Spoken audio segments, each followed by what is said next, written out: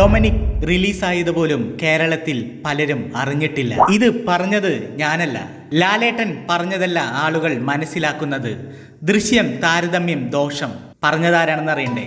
Hi friends, golden pen എന്ന YouTube ചാനലിലേക്ക് എല്ലാ മാന്യ പ്രേക്ഷകർക്കും സ്വാഗതം. ലൈക്കും ഷെയറും സബ്സ്ക്രൈബും ചെയ്യാനുള്ള സമയമാണിത്. ചെയ്തു. Hey, it's Golden Pen, you know the name. Click subscribe and join the game. Video shining like a gem, let's make memories again.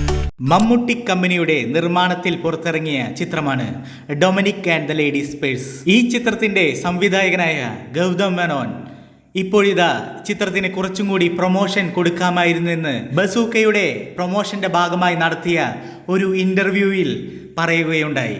ഡൊമിനിക്കിന് കുറച്ചുകൂടി പ്രൊമോഷൻ കൊടുക്കാമായിരുന്നെന്ന് എനിക്ക് തോന്നിയിട്ടുണ്ട്. ചിത്രം റിലീസായത് പോലും പലർക്കും അറിയില്ല. ബസൂക്കയുടെ ഭാഗമായി ഒരു ഇൻ്റർവ്യൂ കൊടുത്തിരുന്നു. മമ്മൂട്ടി സാറെ വെച്ച് ഡയറക്റ്റ് ചെയ്ത സിനിമ എപ്പോൾ റിലീസാകും എന്നാണ് അയാൾ ചോദിച്ചത്. തിരുവനന്തപുരത്ത് ഒരു ഹോട്ടലിൽ ലഞ്ച് കഴിക്കാൻ ചെന്നപ്പോൾ അവർ ചോദിച്ചതും ഇതേ ചോദ്യമാണ്. വിക്രത്തെ വെച്ച് ചെയ്ത ധ്രുവ നക്ഷത്രവും മമ്മൂക്കയുടെ കൂടെയുള്ള ഡൊമിനിക്കുമാണ് ഇനി റിലീസ് ചെയ്യാനുള്ളത് എന്നാണ് പലരുടെയും വിചാരം എന്നും ഗൗതം മേനോൻ ഒരു അഭിമുഖത്തിൽ പറയുകയുണ്ടായി. നിങ്ങൾ Dominic and the ladies purse കണ്ടവരാണോ? കണ്ടവരാണെങ്കിൽ കമൻറ്റ് ബോക്സിൽ കമൻ്റായി രേഖപ്പെടുത്താൻ മറക്കണ്ട. ഇപ്പം തന്നെ ചെയ്തേക്ക്. സിനിമാ പ്രേമികൾ ഏറെ നാളായി കാത്തിരിക്കുന്ന ചിത്രമാണ് തുടരും. തരുൺ മൂർത്തി സംവിധാനം ചെയ്യുന്ന ചിത്രത്തിൽ മോഹൻലാലാണ് നായകൻ. എമ്പുരാന്റെ പ്രൊമോഷൻ അഭിമുഖങ്ങളിൽ തുടരും ദൃശ്യം പോലെ ഒരു ചിത്രമായിരിക്കുമെന്ന് മോഹൻലാൽ പറഞ്ഞിരുന്നു. സോഷ്യൽ മീഡിയയിൽ നിരവധി ചർച്ചകൾക്കും ഇത് കാരണമായി. എന്നാൽ ആ താരതമ്യത്തിൽ പ്രശ്നമുണ്ടെന്ന് പറയുകയാണ് സംവിധായകനായ തരുൺ മൂർത്തി. ഒരു കുടുംബം, ഒരു സാധാരണക്കാരൻ, ആളുകൾക്ക് എളുപ്പം റിലേറ്റ് ചെയ്യാൻ പറ്റുന്ന കഥാസന്ദർഭങ്ങൾ ഒക്കെ ഉള്ളത് കൊണ്ടായിരിക്കും അദ്ദേഹം ദൃശ്യത്തിന്റെ കാര്യം പറഞ്ഞത്. ദൃശ്യം പോലെ ഒരു കൾട്ട് ക്ലാസിക് സിനിമയുമായൊന്നും മത്സരിക്കാനോ താരതമ്യം ചെയ്യാനോ പറ്റില്ല.